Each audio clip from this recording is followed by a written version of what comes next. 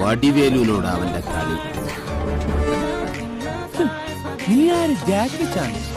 മേലാണെങ്കിൽ പണിയെടുത്ത് പരിചയമില്ലാത്ത നീ എങ്ങനെയാ കരാട്ടെ പഠിച്ചു?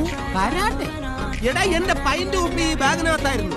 കാശ് പോയാൽ ഞാൻ സഹിക്കും. പക്ഷെ 1-ാം തീയതി ആയിട്ട് ഈ പൈന്റ് കുപ്പി എങ്ങാനും പൊട്ടിയിരുന്നെങ്കിൽ ആ ശവത്തിനെ ഒന്ന് കൊന്നേനെ ഞാൻ.